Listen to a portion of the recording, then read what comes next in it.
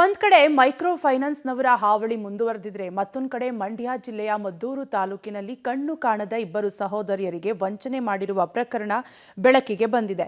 ನಿಡಘಟ್ಟ ಗ್ರಾಮದ ನಿವಾಸಿಗಳಾದ ಉಷಾ ಹಾಗೂ ರೇಣುಕಾ ಎಂಬ ಇಬ್ಬರು ಸಹೋದರಿಯರು ಹೂ ಕಟ್ಟಿ ಗಂಧದ ಕಡ್ಡಿ ಸುತ್ತಿ ಹಸು ಸಾಕಿ ಜೀವನ ನಡೆಸ್ತಾ ಇದ್ರು. ಆದ್ರೆ ಸಹೋದರಿಯರಿಗೆ ಪಕ್ಕದ ಮನೆಯ ರಂಜನೆ ಎಂಬಾಕೆ ಮಹಾದೋಖ ಮಾಡಿದ್ದಾಳೆ. ಮನೆ ಕಟ್ಟಿಸುವುದಾಗಿ ನಂಬಿಸಿ 6.10 ಲಕ್ಷ ನಗದು, ಮೈಕ್ರೋ ಫೈನಾನ್ಸ್ ಸಂಘ ಸಂಸ್ಥೆಗಳಿಂದ 2.5 ಲಕ್ಷ ಸಾಲ ಪಡೆದು ವಂಚನೆ ಮಾಡಲಾಗಿದೆ. ಒಟ್ಟು 8 ಲಕ್ಷಕ್ಕೂ ಅಧಿಕ ಹಣ ಪಡೆದು ವಂಚನೆ ಮಾಡಲಾಗಿದೆ ಅಂತ ಇಬ್ಬರು ಸಹೋದರಿಯರ ಜೊತೆ ನಮ್ಮ ಪ್ರತಿನಿಧಿ ರೋಹಿತ್ ಮಾಡಿರುವ ಚಿಟ್ಚಾಟ್ ಇದೆ ನೋಡಿ. ಒಂದು ಕಡೆ ರಾಜ್ಯದಲ್ಲಿ ಮೈಕ್ರೋ ಫೈನಾನ್ಸ್ ಹಾವಳಿಯಿಂದ ಒಂದಷ್ಟು ಜನರು ಆತ್ಮಹತ್ಯೆಗೆ ಯತ್ನ ಮಾಡ್ತಾ ಇದ್ದಾರೆ. ಒಂದಷ್ಟು ಜನ ಆತ್ಮಹತ್ಯೆ ಮಾಡ್ಕೊಂಡಿರುವಂಥ ಪ್ರಕರಣಗಳು ಕೂಡ ಇದೀಗ ಬೆಳಕಿಗೆ ಬರ್ತಾ ಇದೆ. ಆದರೆ ಇತ್ತ ಮಂಡ್ಯ ಜಿಲ್ಲೆಯ ಮದ್ದೂರು ತಾಲೂಕಿನ ನಿಡಘಟ್ಟದ ಅಂಧ ಕುಟುಂಬಕ್ಕೆ ಒಂದಷ್ಟು ಜನರು ಅಂದರೆ ಪಕ್ಕದ ಮನೆಯವರು ಕೂಡ ಮೋಸ ಮಾಡಿದ್ದಾರೆ. ಅದು ಕೂಡ ಒಂದಷ್ಟು ಹಣವನ್ನು ಪಡೆದುಕೊಂಡು ಮೋಸ ಮಾಡಿದರೆ, ಇನ್ನೊಂದು ಕಡೆ ಒಂದಷ್ಟು ಸ್ವಸಹಾಯ ಸಂಘಗಳಿಂದಲೂ ಕೂಡ ಅವರಿಂದ ಹಣವನ್ನು ಪಡೆದುಕೊಂಡಿದ್ದೀಗ ಆ ಸ್ವಸಹಾಯ ಸಂಘಗಳಿಗೆ ಹಣವನ್ನು ಕಟ್ಟಿದಂಥ ಪರಿಸ್ಥಿತಿ ಇದೀಗ ಅವರ ಕುಟುಂಬಕ್ಕೆ ನಿರ್ಮಾಣ ಆಗಿರುವಂಥದ್ದು ದೃಶ್ಯದಲ್ಲಿ ಗಮನಿಸ್ತಾ ಇದ್ದೀವಿ. ಏನು ನಿಡಘಟ್ಟ ಗ್ರಾಮದ ಉಷಾ ಎಂಬ ಅಂಧರ ಕುಟುಂಬಕ್ಕೆ ಇವಾಗ ಕಣ್ಣೀರಿನಿಂದ ಕೈ ತೊಳ್ತಿರುವಂಥ ದೃಶ್ಯಾವಳಿಗಳನ್ನು ಗಮನಿಸ್ತಾ ಇದ್ದೀವಿ. ಇವರಿಬ್ಬರು ಕೂಡ ಅಕ್ಕ ತಂಗಿಯರು. ಒಬ್ಬರು ಏನು ಉಷಾ ಮತ್ತು ಒಬ್ಬರು ರೇಣುಕಾ ಅವರು, ಇವರಿಬ್ಬರು ಕೂಡ ಕಣ್ಣು ಕಾಣಿಸೋದಿಲ್ಲ. ಅಂದರೆ ಹುಟ್ಟಿನಿಂದಲೂ ಕೂಡ ಅವ್ರಿಗೆ ಇಬ್ಬರು ಕೂಡ ಕಾಣಿಸ್ತಾ ಇಲ್ಲ. ಆದರೂ ಕೂಡ ಹೂ ಕಟ್ಕೊಂಡು ಮತ್ತು ಅಗರಬತ್ತಿಯನ್ನು ತಯಾರು ಮಾಡಿಕೊಂಡು ತಮ್ಮ ಜೀವನವನ್ನು ಮುಂದೂಡ್ತಾ ಇದ್ರು. ಜೊತೆಗೆ ಒಂದಷ್ಟು ಹಣವನ್ನು ಅದರಿಂದಲೂ ಕೂಡ ಸಂಗ್ರಹನ ಮಾಡಿಕೊಂಡು ಬದುಕಿಗಾಗಿ ಒಂದಷ್ಟು ಕೂಡಿಟ್ಕೊಂಡಿದ್ರು. ಆದರೆ ಪಕ್ಕದ ಮನೆಯವರು ಕೂಡ ಸಹಾಯವನ್ನು ಕೇಳಿದ್ರು ಅಂತ ಹೇಳಿ ಕೂಡ ಇವರು ಸುಮಾರು 6 ಲಕ್ಷ ರೂಪಾಯಿ ಹಣವನ್ನು ಕೊಟ್ಟಿದ್ದಾರೆ. ಜೊತೆಗೆ ಒಂದಷ್ಟು ಸ್ವಸಹಾಯ ಸಂಘಗಳಿಂದಲೂ ಕೂಡ ಅವ್ರಿಗೆ ಹಣವನ್ನು ಎತ್ಕೊಟ್ಟಿರುವಂಥದ್ದು. ಇದೀಗ ಅವರು ಕೊಟ್ಟಿರುವಂಥ ಹಣವನ್ನು ಕೂಡ ಕೊಡ್ತಾ ಇಲ್ಲ. ಜೊತೆಗೆ ಸ್ವಸಹಾಯ ಸಂಘಗಳಿಂದ ಎತ್ತಿಸ್ಕೊಂಡಿರುವಂಥ ಹಣವನ್ನು ಕೂಡ ಕಟ್ಕೊಂಡು ಹೋಗ್ತಾರೆ ಅಂತೇಳಿ ಕೂಡ ಈ ಇಬ್ಬರು ಅಂಧ ಸಹೋದರಿಯರು ಕೂಡ ಕಣ್ಣೀರಾಗ್ತಾ ಇರುವಂಥ ಪ್ರಸಂಗನ ಗಮನಿಸಬಹುದಾಗಿರುವಂಥದ್ದು. ಇದೀಗ ನಾನೇ ಅವ್ರನ್ನ ಮಾತಾಡಿಸ್ತಾ ಹೋಗ್ತೀನಿ. ಅಮ್ಮ, ಯಾರು ಅವರು, ಯಾವ ರೀತಿ ಮೋಸ ಆಗಿದೆ ನಿಮಗೆ ಅಂತೇಳಿ? ನನ್ನ ಹತ್ರ ತುಂಬಾ ಅಮೌಂಟ್ನ ಈಸ್ಕೊಂಡು ಸರ್, ನಂಬಿಸಿ ಕುತ್ತಿಗೆ ಕೊಯ್ದ್ರು, ಸಂಘಗಳಲ್ಲೆಲ್ಲ ಎತ್ತಿಸ್ಕೊಂಡು ಸರ್. ಇವಾಗ ನಾನು ಕಟ್ಟಲ್ಲ, ನನ್ನ ಗಂಡ ಇಲ್ಲ, ಬಂದ್ಮೇಲೆ ಕಟ್ಕೊಡ್ತೀನಿ, ಯಾರ ಮನೆ ಹತ್ರ ಎತ್ಸ್ಕೊಂಡಿದ್ದೀರಾ ಅವ್ರ ಮನೆ ಹತ್ರ ಅಂತ ಹೋಗಿ ಅಂತ ಸಂಘದವ್ರಿಗೆಲ್ಲ ಹೇಳ್ತಾರೆ ಸರ್.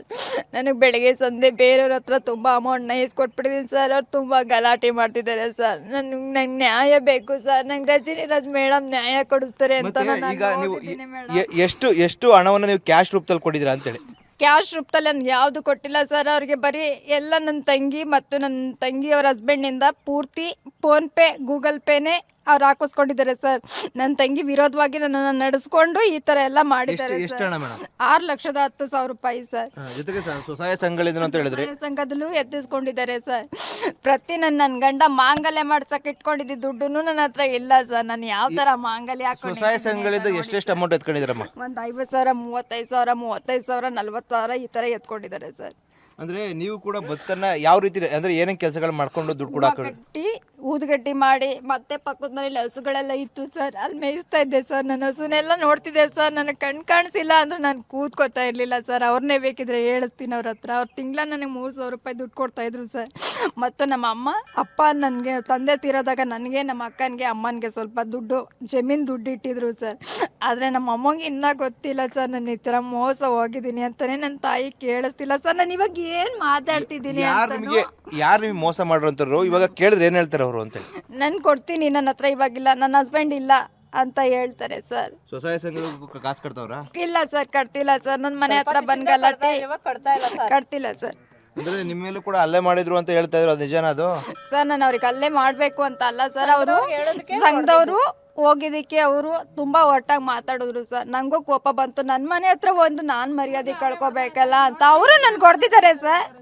ಅವರೇ ನನಗೆ ಬಿಡ್ಲಿಲ್ಲ, ಕಪ್ಪಲ್ಲಿ ಕೊಡಿದ್ರು ಸರ್. ಅವರು ಯಾರು ಸಂಘದವ್ರ? ನೀವು ದುಡ್ಡು ಕೊಟ್ಟವ್ರ? ದುಡ್ಡು ಕೊಟ್ಟಿರೋರು ಸರ್, ಸಂಘದವ್ರಲ್ಲ ಪಾಪ. ಇವ್ರು ದುಡ್ಡು ಕೊಟ್ಟಿರೋರು ಸರ್. ನಂಗೆ ರಜನಿ ಮೇಡಮ್ ಅವರು ಫೋನ್ ಮಾಡಿ ಸಂಘದವ್ರಿಗೆ ಹೇಳ್ದಾಗಿಂದ ಸ್ವಲ್ಪ ಸುಮ್ಮನೆ ಆಗವ್ರೆ ಸರ್. ಯಾರು ಅವರು? ದುಡ್ಡು ಅವ್ರ ಹೆಸರೇನು, ಅವ್ರು ಇಲ್ಲಿರೋದು ಅಂತೇಳಿ? ಅವ್ರು ಇಲ್ಲೇ ಅಕ್ಕಪಕ್ಕ ಇದ್ದಾರೆ ಸರ್. ಸ್ವಲ್ಪ ದಿನ ನನ್ನ ಹೆಸರನ್ನ ಹೇಳ್ಬೇಡಿ ಅಂತ ಇದು ಮಾಡ್ಕೊಂಡಿದ್ದಾರೆ ಸರ್. ಅದಕ್ಕೋಸ್ಕರ ನಾನು ಸುಮ್ಮನೆ ಇದ್ದೀನಿ ಸರ್. ಪ್ಲೀಸ್ ದಯವಿಟ್ಟು ನನಗೆ ನ್ಯಾಯ ಬೇಕು ಸರ್. ನನಗೆ ನ್ಯಾಯ ಕೊಡಿಸಿ ಸರ್. ನಂಗೆ ರಜನಿ ಮೇಡಮ್ ನ್ಯಾಯ ಕೊಡಿಸ್ತಾರೆ ಅಂತ. ನೀವೇನು ಹೇಳ್ತೀರಾ? ನಮಗೂ ಓಕೆ. ನಮ್ಗೆ ಇವ್ರ ತರ ಅಷ್ಟು ನಮ್ಗೆ ಎಲ್ಲೂ ಹೊರಗಡೆ ಹೋಗಿ ಈ ತರ ಎಲ್ಲ ಯಾವ್ದು ಇದಿಷ್ಟು ಅಂಧ ಸಹೋದರರ ಮಾತಾಗಿರುವಂಥದ್ದು. ಅಂದರೆ ನಾವು ಕಷ್ಟಪಟ್ಟು ದುಡಿದಂಥ ಹಣವನ್ನು ಅವ್ರ ಕಷ್ಟಕ್ಕಾಗಿ ನಾವು ಕೊಟ್ಟಿದ್ದು, ಆದರೆ ಇದೀಗ ರಿಟರ್ನ್ ಕೇಳಿದಂಥ ಸಂದರ್ಭದಲ್ಲಿ ಅದು ಯಾವ ಹಣವನ್ನು ಕೂಡ ಕೊಡ್ತಾ ಇಲ್ಲ.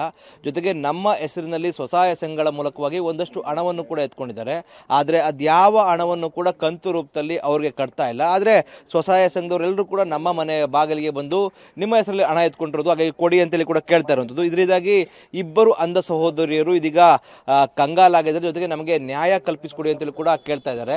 ಒಂದು ರೀತಿಯಾಗಿ ಪಕ್ಕದ ಮನೆಯವರಿಗೆ ಸಹಾಯ ಮಾಡಲು ಹೋಗಿ ಇದೀಗ ಇವರು ಕಣ್ಣೀರಿನಿಂದ ಕೈ ತೊಳೆಯುವಂಥ ಪ್ರಸಂಗ ಇದೀಗ ಎದುರಾಗಿರುವಂಥದ್ದು. ಕ್ಯಾಮ್ರಾ ಪರ್ಸನ್ ಜೊತೆ ರೋಹಿತ್ ದೇವರಹಳ್ಳಿ, ಪಬ್ಲಿಕ್ ಟಿವಿ, ಮಂಡ್ಯ.